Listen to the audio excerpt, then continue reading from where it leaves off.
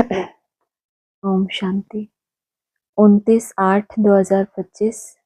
मीठे बच्चे, अपनी सेफ्टी के लिए विकारों रूपी माया के चंबे से सदा बचकर रहना है। देह अभिमान में कभी नहीं आना। प्रश्न है, पुण्य आत्मा बनने के लिए बाप सभी बच्चों को कौन सी मुख्य शिक्षा देते हैं? बाबा कहते हैं, बच्चे पुण्य आत्मा बनना है तो श्रीमत पर सदा चलते रहो। याद की यात्रा में गफलत नहीं करो। आत्मा अभिमानी बनने का पूरा पुरुषार्थ कर काम महाशत्रु पर जीत प्राप्त करो। यही समय है पुण्यात्मा बन इस दुखधाम से पार सुखधाम में जाने का। बाप ही रोज बच्चों से पूछते हैं, शिव बाबा के लिए ऐसे नहीं कहेंगे कि बचड़े वाला है। आत्माएं तो अनादि हैं ही, बाप भी है। इस समय जबकि बाप और दादा दोनों हैं, तब ही बच्चों की संभाल करनी होती है। कितने बच्चे हैं जिनकी संभाल करनी होती है? एक एक का पोता मेल रखना होता है। जैसे लौकिक बाप को भी फुरना रहता है ना, समझते हैं हमारा बच्चा भी इस ब्राह्मण कुल में आ जाए तो अच्छा, हमारे बच्चे भी पवित्र बन पवित्र दुनिया में चले, कहाँ इस पुराने माया के नाले में बह ना जाए। बेहद के बाप को बच्चों का फुरना रहता है। जो बाप के बच्चे बन जाते हैं उनको अपने लौकिक का फुरना रहता है कि लौकिक वाले भी क्या बन जाए, ब्राह्मण बन जाए। और जो ब्राह्मण बने हुए हैं उनका फुरना किसको रहता है? बेहद के बाप को रहता है। यहां ही अभी तुम बच्चों को, बेहद के बाप को बच्चों का फुरना रहता है। कितने सेंटर्स हैं, किस बच्चे को कहाँ भेजना है जो सेफ्टी में रहे। आजकल सेफ्टी भी मुश्किल है, दुनिया में कोई भी सेफ्टी नहीं। स्वर्ग में तो हर एक की सेफ्टी है, यहाँ कोई की सेफ्टी नहीं है। कहाँ न कहाँ विकारों रूपी माया के चंबे में फंस पड़ते हैं। अभी तुम आत्माओं को यहाँ पढ़ाई मिल रही है, सत्य का संग भी यहाँ है। यहाँ ही दुख धाम से पार सुख धाम में जाना है, क्योंकि अब बच्चों को पता पड़ा है दुख धाम क्या है, सुख धाम क्या है। बरोबर अभी दुख धाम है। हमने पाप बहुत किए हैं और वहां पुण्य आत्माएं ही रहती हैं। हमको अभी पुण्य आत्मा बनना है। अभी तुम हर एक अपने 84 जन्मों की हिस्ट्री ज्योग्राफी जान गए हो। दुनिया में कोई भी 84 जन्मों की हिस्ट्री ज्योग्राफी नहीं जानते। अभी बाप ने आकर सारी जीवन कहानी समझाई है। अभी तुम जानते हो हमें पूरा पुण्य आत्मा बनना है याद की यात्रा से। सत्य का संग तो मिल गया, बोला ना, सत्य का संग तो यहाँ है। तुम्हें यहाँ पढ़ाई मिल रही है, बाकी जगह दुखधाम है। लेकिन सत्य का संग मिलने के बाद भी क्या पुरुषार्थ करना है? पुण्य आत्मा बनने का। माना जो पाप कर्म है वो कैसे भस्म होंगे? सत्य का संग तो मिल गया तो सब सुखधाम में तो नहीं पहुंच गए ना। इसलिए बोला सत्य का संग यहाँ है, यहाँ ही दुखधाम से पार सुखधाम में जाना है। सत्य के संग में आ गए इसका मतलब ये नहीं है दुखधाम से दूर चले गए। वो जो अपने अपने हिसाब किताब हैं, दुख हैं, वो सब किस हिसाब से हैं? अपने अपने पाप कर्मों के हिसाब से। तो वो जब बीच बीच में आएंगे तो क्या करेंगे आपको? सत्य के संग में होते हुए भी कहाँ चले जाएंगे? दुख धाम में चले जाएंगे। तो पुण्य आत्मा बनना है याद की यात्रा से। इसमें ही बहुत धोखा खाते हैं गफलत करने से। बाप कहते हैं इस समय गफलत अच्छी नहीं है, श्रीमत पर चलना है। उसमें भी मुख्य बात कहते हैं, एक तो याद की यात्रा में रहो, दूसरा काम महाशत्रु पर जीत पानी है। बाप को सब पुकारते हैं क्योंकि उनसे शांति और सुख का वर्षा मिलता है आत्माओं को। आगे देह अभिमानी थे तो कुछ पता नहीं पड़ता था कि बाप से जो वर्षा मिलना है। कहते तो थे कि हमको बाप मिला है, हमको बाप का वर्षा मिलेगा, लेकिन देह अभिमानी होने के कारण ये नहीं जान सकते थे कि वर्षा कौन सा है, और वर्षा किसको मिलता है? आत्माओं को वर्षा मिलता है। अभी बच्चों को आत्मा अभिमानी बनाया जाता है। नए को पहले पहले एक हद के दूसरा बेहद के बाप का परिचय देना है। बेहद के बाप से स्वर्ग नसीब होता है, हद के बाप से नर्क नसीब होता है।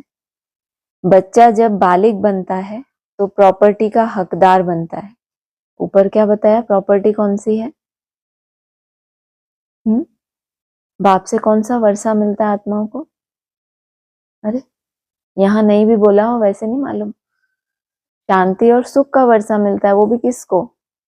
आत्माओं को मिलता है। और बच्चा जब क्या बनता है?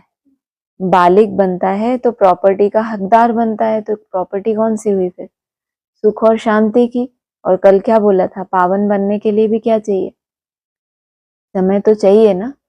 क्या बताया फिर आगे? 60 वर्ष होते हैं तो फिर वानप्रस्थ अवस्था होती है। जब समझ आती है फिर प्रॉपर्टी का हकदार बनता है। जब समझ आती है फिर धीरे धीरे माया के अधीन बन पड़ते हैं। वह सब है विकारी दुनिया की रस्म रिवाज। अभी तुम बच्चे जानते हो यह दुनिया बदल रही है। इस पुरानी दुनिया का विनाश हो रहा है। एक गीता में ही विनाश का वर्णन है, और कोई शास्त्र में महाभारी लड़ाई का वर्णन नहीं है।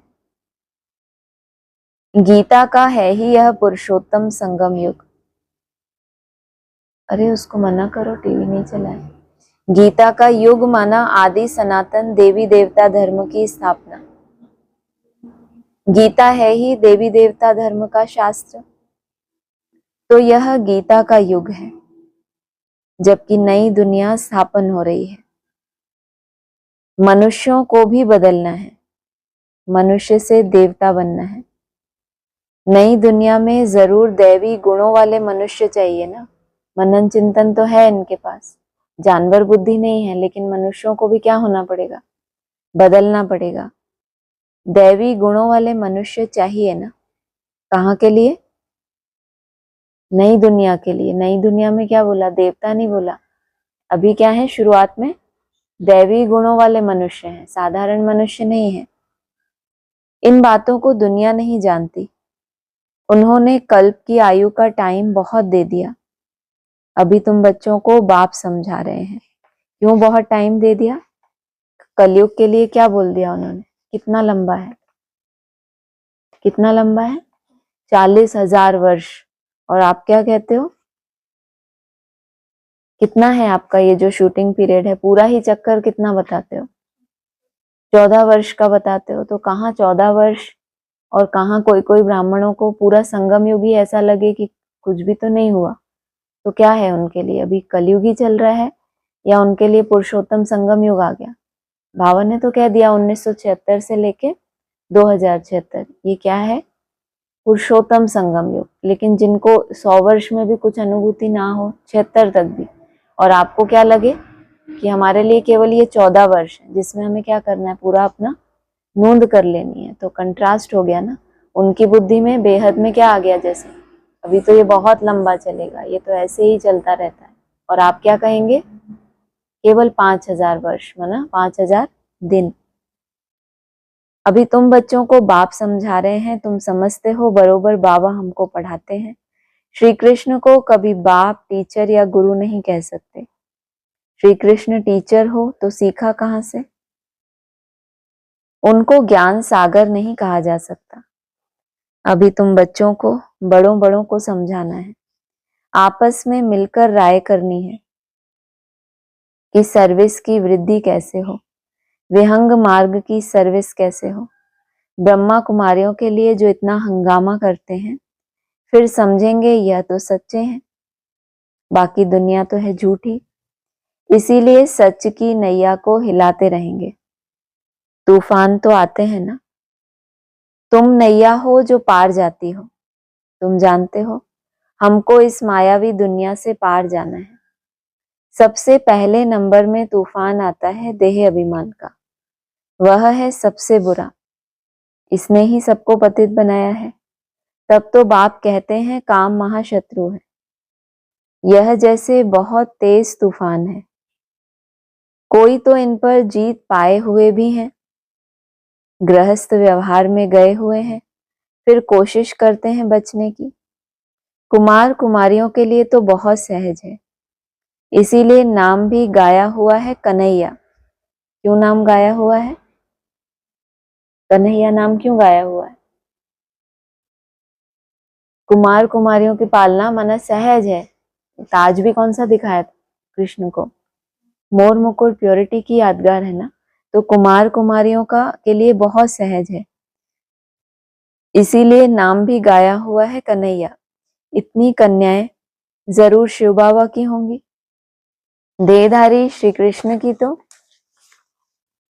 हो न सके। अभी तुम इस पढ़ाई से पटरानी बन रहे हो, इसमें पवित्रता भी मुख्य चाहिए।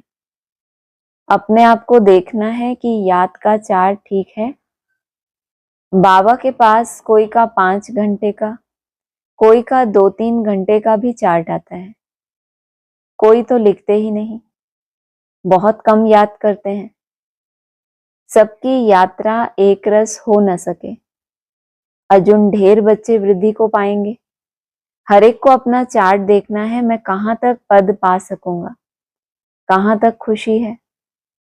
हमको सदैव खुशी क्यों नहीं होनी चाहिए? कहाँ तक मेरा चार्ट है, कहाँ तक पद पा सकूंगा, चार्ट से कैसे देखेंगे?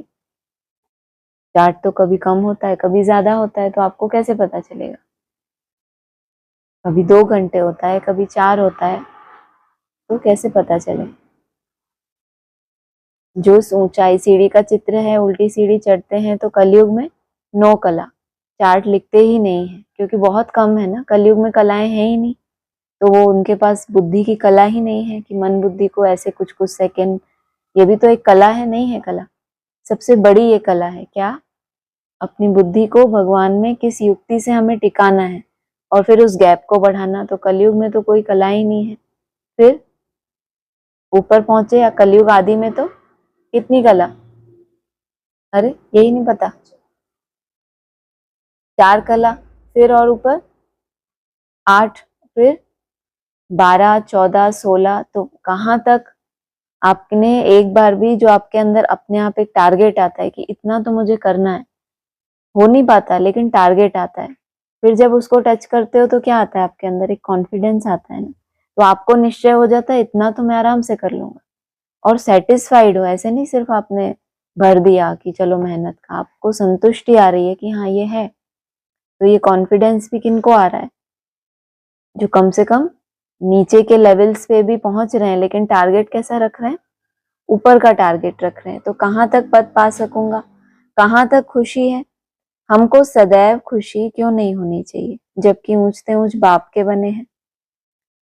ड्रामानुसार तुमने भक्ति बहुत की है, भक्तों को फल देने के लिए ही बाप आया है। रावण राज्य में तो विकर्म होते ही हैं, विकर्म तो रावण राज्य में सबसे होते हैं, लेकिन तुम्हारी क्या विशेषता बताई?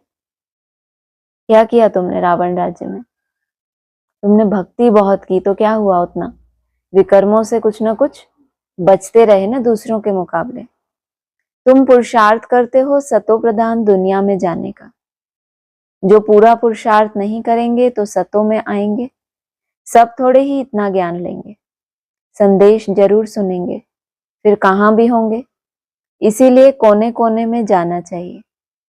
विलायत में भी मिशन जानी चाहिए, जैसे बौद्धियों की, क्रिश्चियंस की यहाँ मिशन है ना।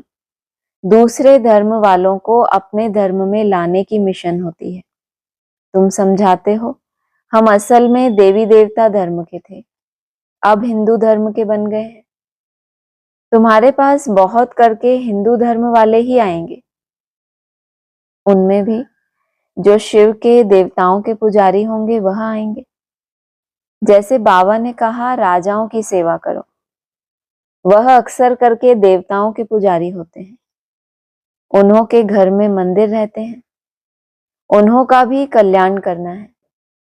तुम भी समझो, हम बाप के साथ दूर देश से आए हैं, बाप आए ही हैं नई दुनिया स्थापन करने। तुम भी कर रहे हो। तुम कैसे कर रहे हो स्थापन? नई दुनिया तो बाप स्थापन करेंगे, तुम क्या कर रहे हो? कैसे सहयोग कर रहे हो उस दुनिया में, स्थापना में? तुम्हारी बुद्धि में पुरानी दुनिया है नहीं है? संकल्प है कि नहीं है, कि शून्य हो गए? तो जिस तरह के संकल्प हैं पुराने, तो कौन सी स्थापना हो रही है बुद्धि में? संगम पे नूंद हो रही है कौन सी? पुरानी दुनिया की। तो तुम भी क्या कर रहे हो अपने लिए? बाप तो एक ब्रॉड रूप में सबके लिए कर रहा है, रास्ता सबको बता दिया, लेकिन तुम स्थापन कर रहे हो। तुम अपनी बुद्धि में श्रेष्ठ संकल्पों की स्थापना क्या कर रहे हो? स्थिरियम करना चाहते हो ना, कि इस तरह के संकल्प होने चाहिए। हम डिसाइड करें कि कैसे संकल्प आने चाहिए, ऐसे नहीं कोई भी संकल्प आया और हम बह गए। तो तुम भी क्या कर रहे हो अपने लिए? स्थापन कर रहे हो। जो स्थापना करेंगे वह पालना भी करेंगे। बुद्धि में उल्टे संकल्पों की स्थापना कर ली, फिर क्या करना पड़ेगा? जितना तुमने उनको आने दिया अपने अंदर, फिर वो बड़े भी तो होंगे ना, बढ़ेंगे या कम हो जाएंगे? फिर पालना भी करनी पड़ेगी। अगर आसुरी है तो क्या करना पड़ेगा? उनको दबाना पड़ेगा, मिटाना पड़ेगा। तो ऐसे संकल्पों की बीज ही क्यों डालना, जिनको फिर बाद में हमें क्या करना पड़े? फिर बड़ा कर लिया उनको सोच सोच के, अब फिर क्या करो? उनका विनाश करो, क्योंकि आसुरी संकल्प है। तो ऐसों की स्थापना ही क्यों करना? अंदर में नशा रहना चाहिए। हम शिव बाबा के साथ आए हैं दैवी राज्य स्थापन करने, सारे विश्व को स्वर्ग बनाने। आश्चर्य लगता है इस देश में क्या क्या करते रहते हैं। पूजा कैसे करते हैं? नवरात्रि में देवियों की पूजा होती है ना, रात्रि है तो दिन भी है। क्या कहा? नवरात्रि में देवियों की पूजा कैसे करते हैं? रात्रि है तो किसका आवाहन कर रहे हैं? भगवान तो दिख ही नहीं रहा उनको, तो किसको बुला रहे हैं? बच्चे बाप से डरते हैं या तो किसके पीछे पड़ते हैं? फिर माँ से अपनी बात मनवाते हैं ना, कि हमारी ये कामनाएं पूरी करे। तो जो अंधकार में ही भटके हैं वो रात्रि भी है, लेकिन क्या कहा? रात्रि है तो दिन भी है। अभी जैसे भारत में सुबह हो गई तो विदेश में क्या हो जाता है? तो कहीं रात कहीं दिन, ये तो इस सृष्टि पर भी चलता रहता है हद में। तो बेहद में भी जिन ब्राह्मणों के लिए रात है तो वो क्या करेंगे? नवरात्रि में देवियों की पूजा करेंगे, फिर पूजा करके क्या करेंगे बाद में? कभी ना कभी तो उनके लिए भी दिन आएगा ना, भगवान का परिचय मिलेगा, तो उनकी क्या करेंगे? फिर पता चल जाएगा कि ये तो मिट्टी की मूर्तियां थी, ये संगमरमर थोड़ी था। तो फिर क्या करेंगे? उसको डूबी जा। श्रृंगार कर, रात्रि है तो दिन भी है। तुम्हारा एक गीत भी है ना, क्या कौतुक देखा, मिट्टी का पुतला बनाए श्रृंगार कर उसकी पूजा करते हैं।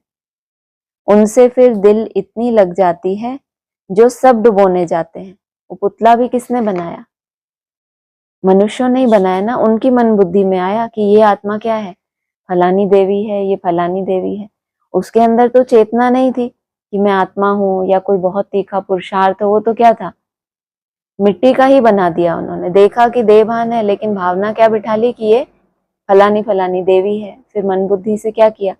ज्ञान रत्नों से श्रृंगार कर लिया, प्रूफ इकट्ठे कर लिए मुरली से, तो क्या हो गई? एक देवी तैयार हो गई। तो फिर क्या किया? श्रृंगार कर पूजा की, फिर उनसे इतनी दिल लग जाती है जो जब डुबोने जाते हैं तो रो पड़ते हैं।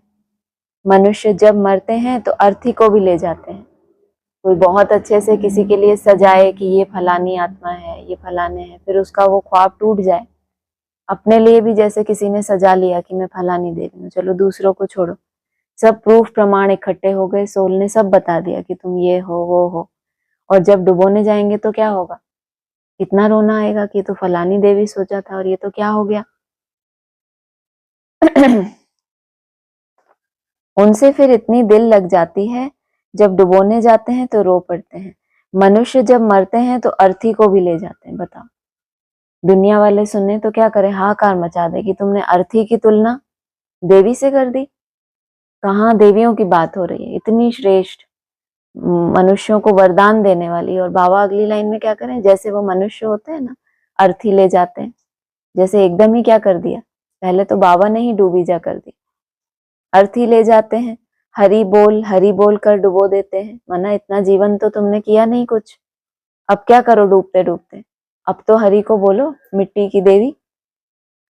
जाते तो बहुत है ना, सी ऑफ करने कितने जाते हैं, कितना खुशी से जाते हैं, कोई कोई फिर रोते रहते हैं। नदी तो सदैव है। तुम जानते हो यह जमुना का कंठा था जहां रास विलास आदि करते थे। वहां तो बड़े बड़े महल होते हैं, तुमको ही जाकर बनाने हैं। क्या कहते थे अभी तक? तो वहां तुमको स्वर्ग में सोने के महल मिलेंगे, तो जिनको जन्म लेकर आना है उनको तो मिलेंगे। कोई गलत बोला क्या उन्होंने? उनको तो बना बनाया मिलेगा ना, उनको बनाने हैं क्या? लेकिन जिनको इसी शरीर से जाना है तो तैयारी वैयारी सब करनी पड़े ना। तो कहा तुम जानते हो जमुना का कंठा था जहां रास विलास आदि करते थे, वहां तो बड़े बड़े महल होते हैं, तुमको ही जाकर बनाने हैं। जब कोई बड़ा इम्तिहान पास करते हैं तो उनकी बुद्धि में चलता है पास होकर फिर यह करेंगे, मकान बनाएंगे। इतना बड़ा किसी ने इम्तिहान पास कर लिया, अब वो कमाई करने लग गया, तो क्या अपेक्षा करेंगे सब?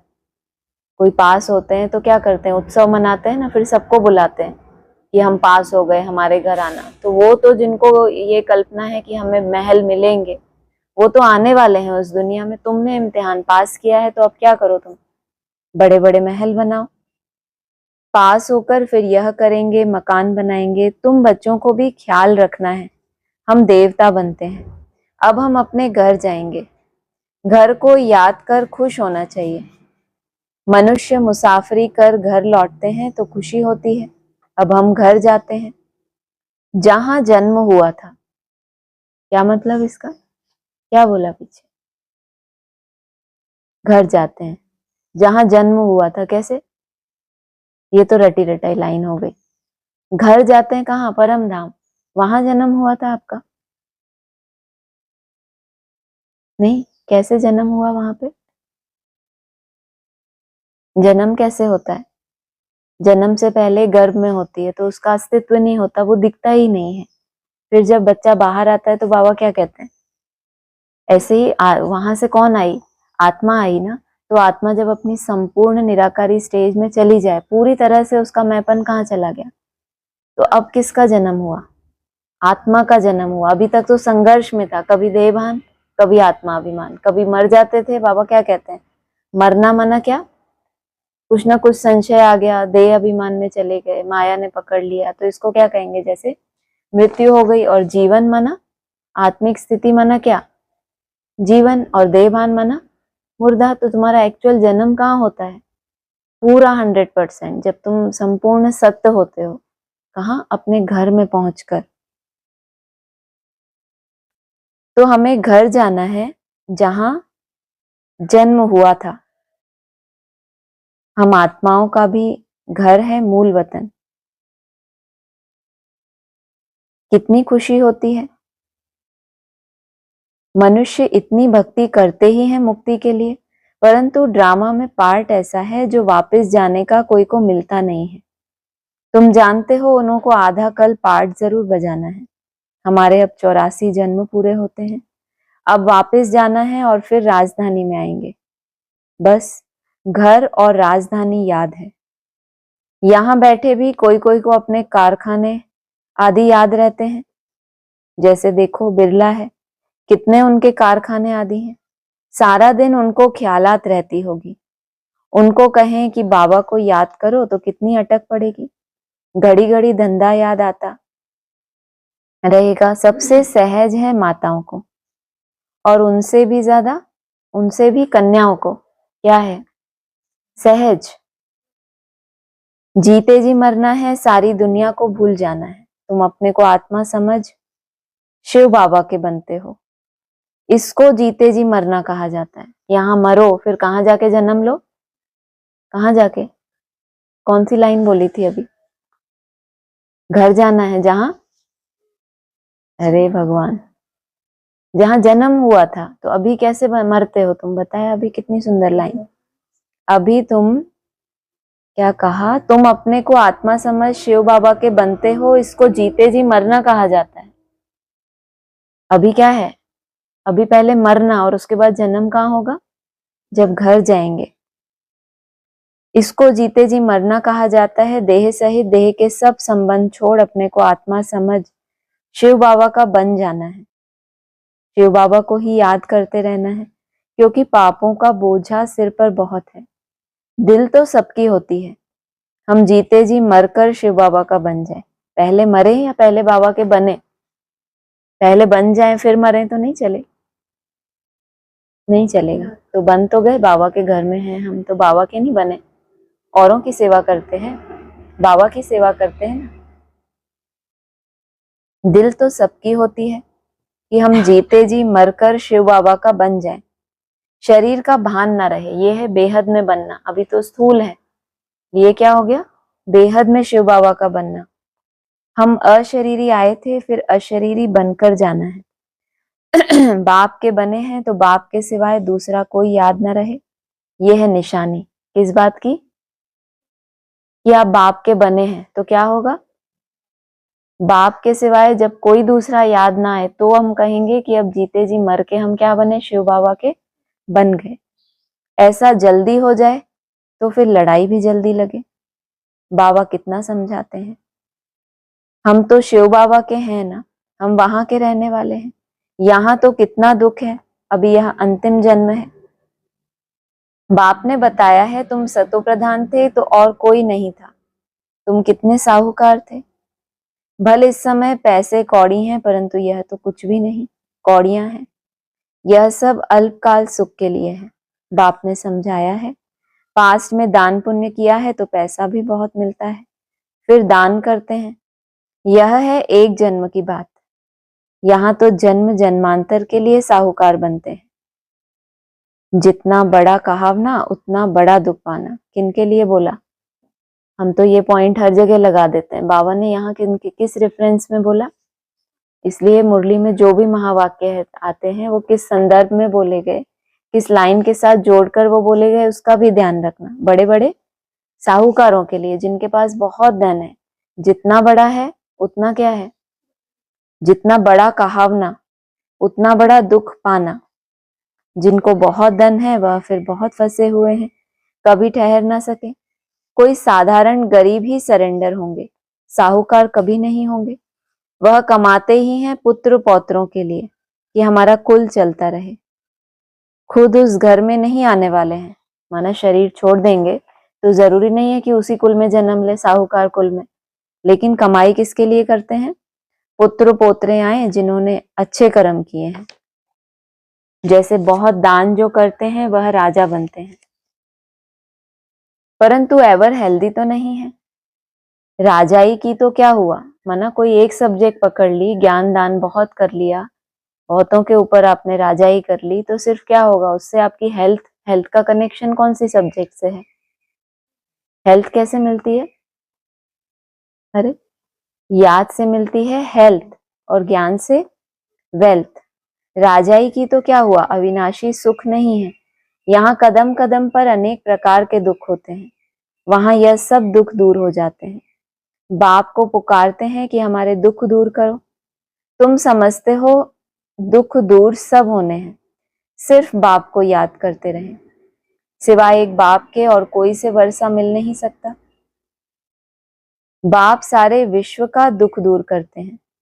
इस समय तो जानवर आदि भी कितना दुखी है। यह है ही दुखधाम।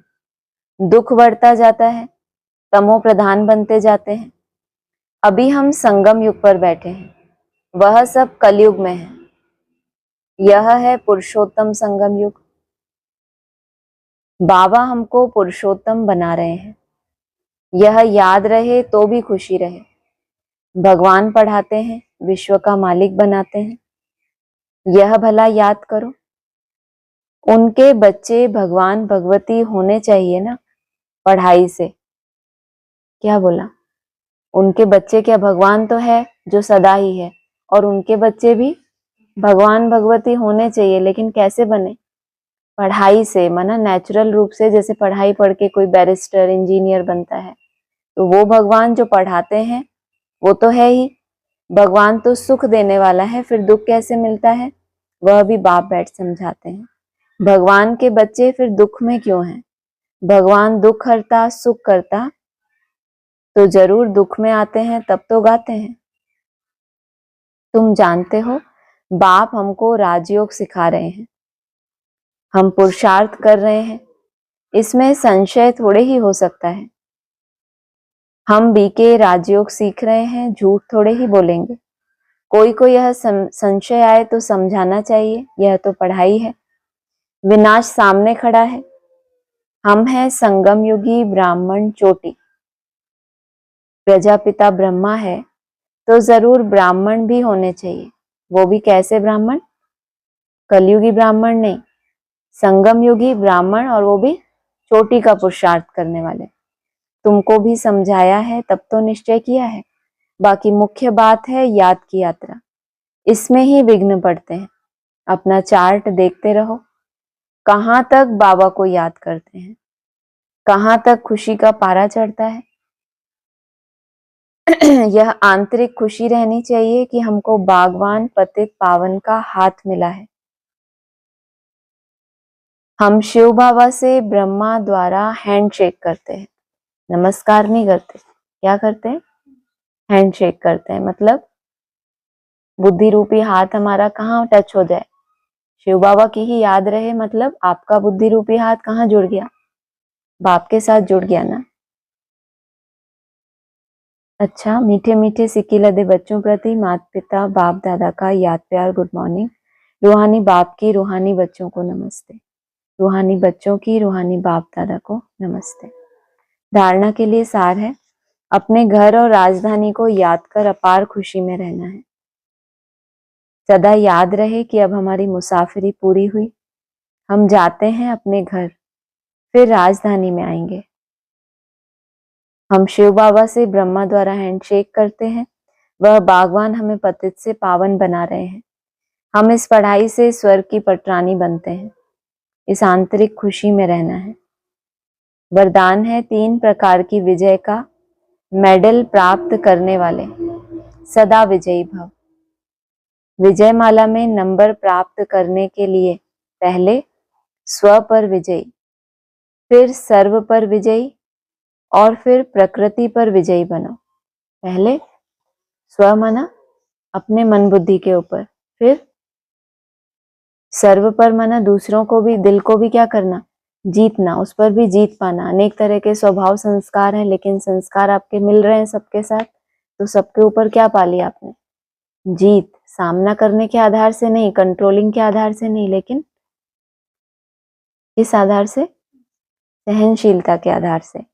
और फिर प्रकृति पर विजयी बनो, ये जो आपकी प्रकृति है पहले पहले, और आपकी अपने तरह का जो स्वभाव संस्कार है उसको भी प्रकृति कहते हैं। ये 5 तत्व जो परीक्षा लेते हैं उसके ऊपर भी विजय प्राप्त करना। जब यह 3 प्रकार की विजय के मेडल प्राप्त होंगे तब विजय माला का मन का बन सकेंगे। मिलिट्री में भी होता है ना, कोई बड़ा मिशन कंप्लीट करते हैं तो फिर क्या होता है उनको? 1 मेडल, 2 मेडल, जितने जिसके पास ज्यादा मेडल होते हैं तो वो उतना ऊंचा माना जाता है कि इनके पास, और उसमें भी कैटेगरी होती है, इतने स्टार ये सब होता है ना, तो वो हद की मिलिट्री हो गई और ये बेहद मिलिट्री। तो ये 3 प्रकार के मेडल बताए, तब विजय माला का मन का बन सकेंगे। स्व पर विजयी बनना अर्थात अपने व्यर्थ भाव, स्वभाव को श्रेष्ठ भाव, शुभ भावना से परिवर्तन करना, यह है सबसे बड़ी विजय। अभी कैसे भाव आ जाते हैं बीच बीच में? व्यर्थ, स्वयं के लिए, दूसरों के लिए, और कैसे स्वभाव को श्रेष्ठ भाव और शुभ भावना से परिवर्तन करना। जो ऐसे स्व पर विजयी बनते हैं वही दूसरों पर भी विजय प्राप्त कर लेते हैं। प्रकृति पर विजय प्राप्त करना अर्थात वायुमंडल, वाइब्रेशन और स्थूल प्रकृति की समस्याओं पर विजयी बनना। माने समस्याएं हैं लेकिन आपकी मन बुद्धि जब प्रभावित नहीं हो रही तो कहेंगे इनके ऊपर भी क्या बन गए? विजयी। स्लोगन है, सर्व की स्वयं की कर्मेंद्रियों पर संपूर्ण राज्य करने वाले ही सच्चे राजयोगी हैं। अव्यक्त इशारे हैं, आप बच्चों को ज्ञान के साथ साथ सच्चा रूहानी प्यार मिला है। उस रूहानी प्यार ने ही प्रभु का बनाया है। हर बच्चे को डबल प्यार मिलता है, एक बाप का, दूसरा दैवी परिवार का। तो प्यार के अनुभव ने परवाना बनाया है। प्यार ही चुंबक का काम करता है, फिर सुनने व मरने के लिए भी तैयार हो जाते हैं। संगम पर जो सच्चे प्यार में जीते जी मरता है वही स्वर्ग में जाता है। सजाएं खा के जीते जी मरता है वो नहीं, जो भगवान के प्यार में, स्नेह में, परिस्थितियों के कारण वैराग नहीं, समझ से वैराग जिनको आता है। ओम शांति। किसी का कोई प्रश्न हो तो बोलिए, नहीं तो फिर हम पॉइंट्स पढ़ेंगे।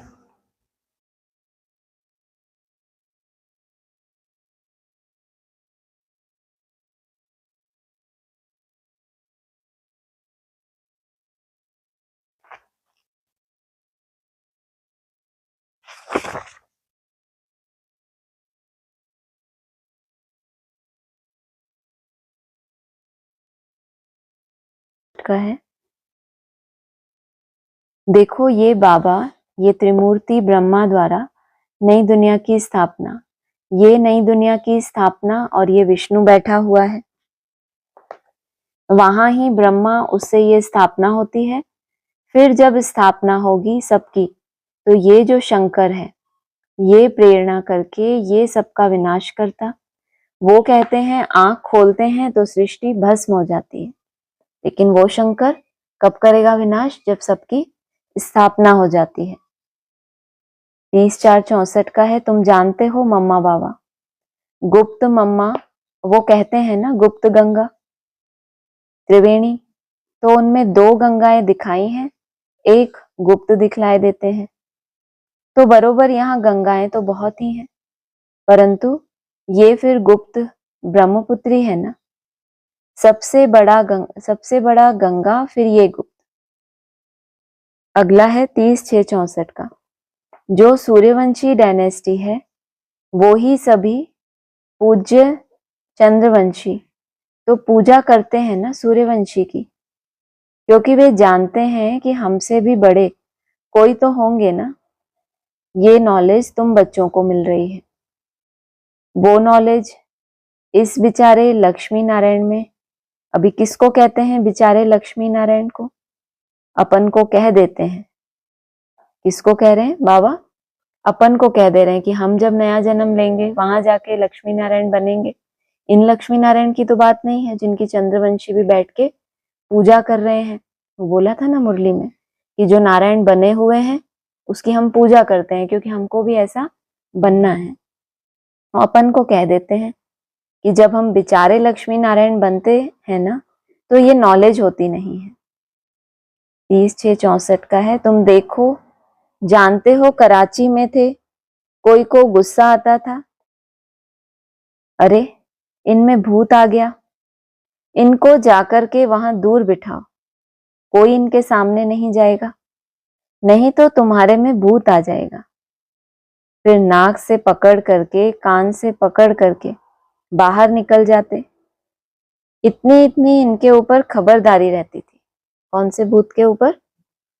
क्रोध के भूत के ऊपर। जैसे किसी को क्रोध आता है कितना साधारण रूप में, मान लो किसी को क्रोध आ जाए और उसको डायरेक्शन मिले कि इनको बंद कर दो, तो उसको कितना फील होगा कि शायद ये मेरी बहुत बड़ी गलती है।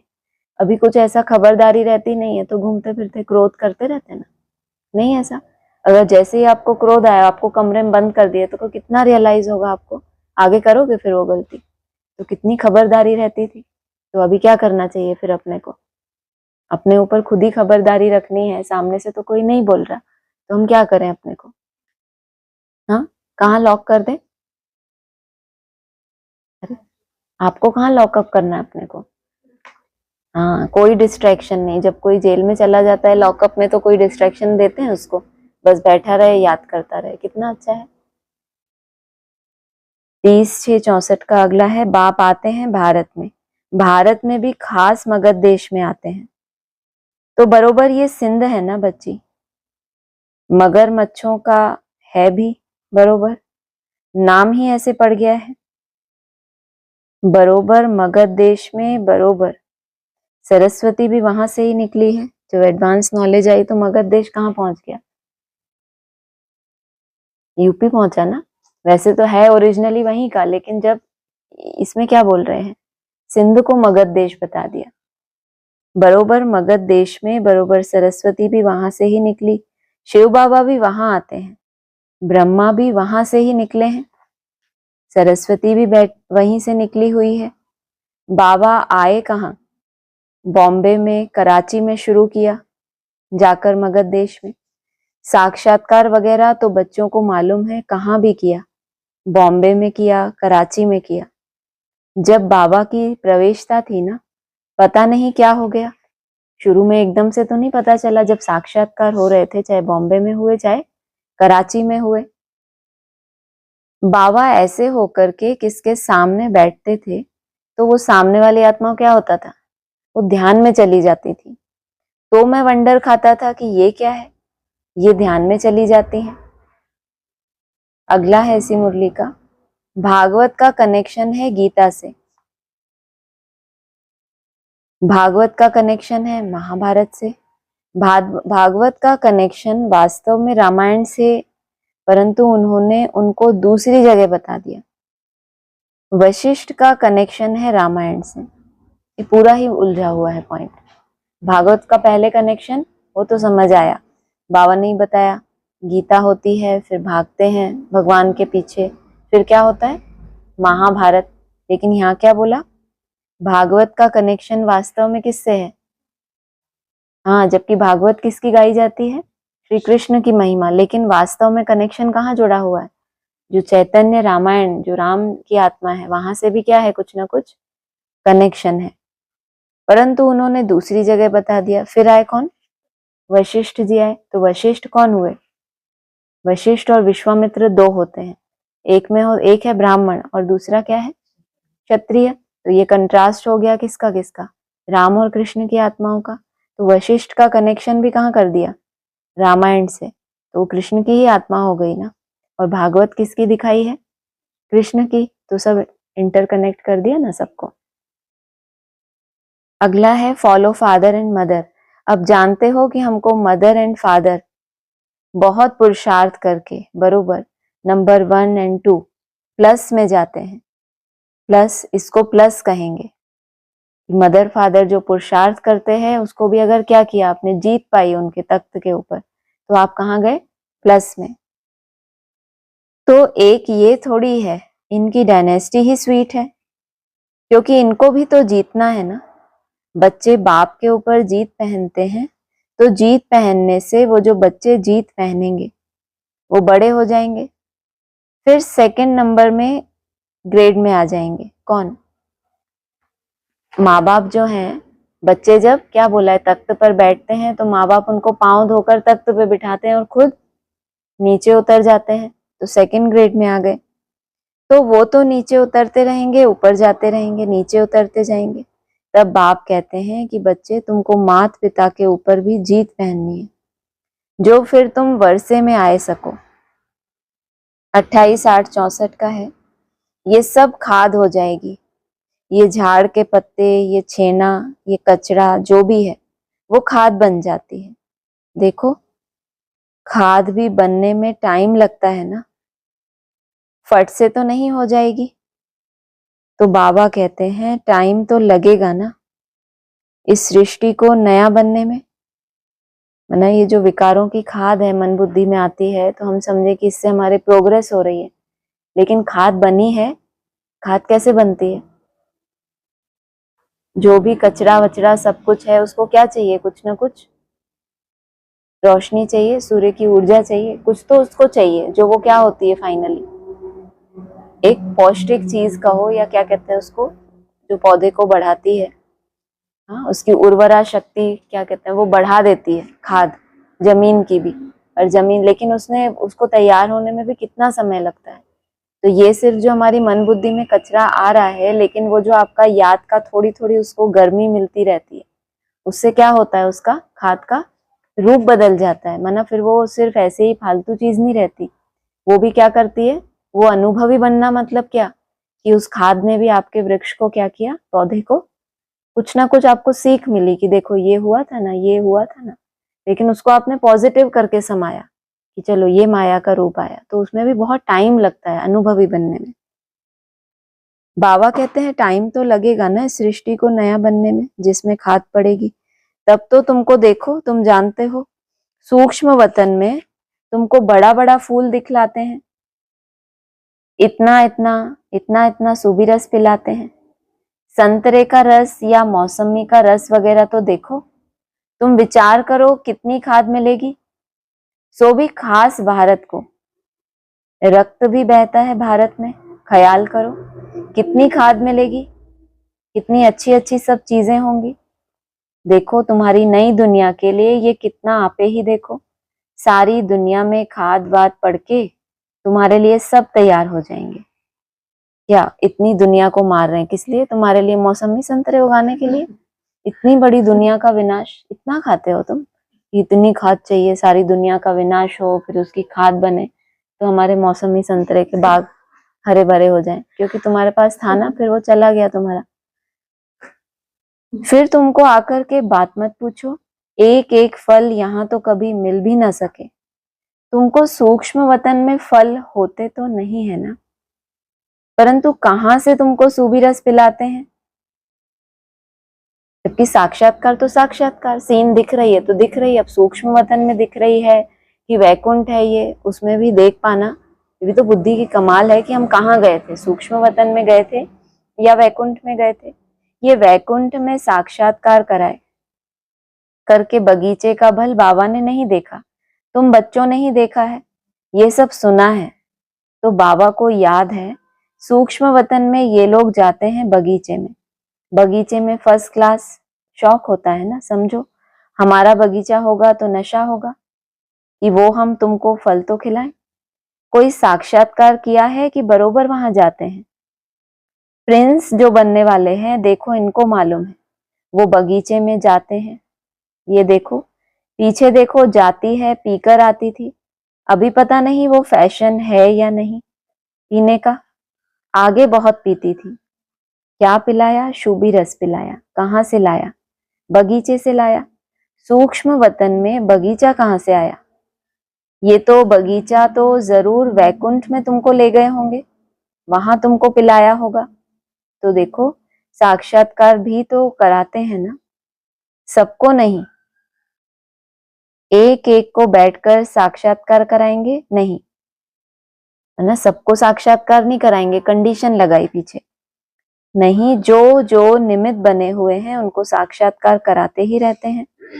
जिनको होना होगा, अभी देखो ये बातें इन्होंने तो देखी, बच्चे कहेंगे मम्मा हम कब, हाँ हो सकता है अगर तुम योगी होकर के अच्छे रहेंगे, याद में रहेंगे, बाबा के बच्चे होकर रहेंगे ठीक से कायदे, तो क्यों नहीं पिछाड़ी में आकर तुमको बहुत बहुत साक्षात्कार होगा। बहुत तुम नजदीक आते हो ना, बिल्कुल, वो तो बहुत दूर थे। पहले जिनको साक्षात्कार हुआ वो स्टेज के आधार से वैकुंठवासी थे क्या? वो तो बहुत दूर थे। और तुम अगर इतना अच्छा योग में रहेंगे तो तुम तो कहाँ आ गए, नजदीक आ गए, तो तुमको क्यों नहीं कराएंगे? बहुत नजदीक आएंगे तो बहुत साक्षात्कार, परंतु किसके लिए होगा? फिर भी क्योंकि ये तो बच्चे आकर बनेंगे ना, सरेंडर एकदम घर बार को छोड़ करके एकदम, तो उनको क्यों नहीं दिखलाएंगे? जो ऐसे झाटकू बन के सरेंडर होंगे तो बाबा उनको क्यों नहीं दिखलाएंगे? हाँ जी, ऑनलाइन किसी को बोलना है तो बोलिए।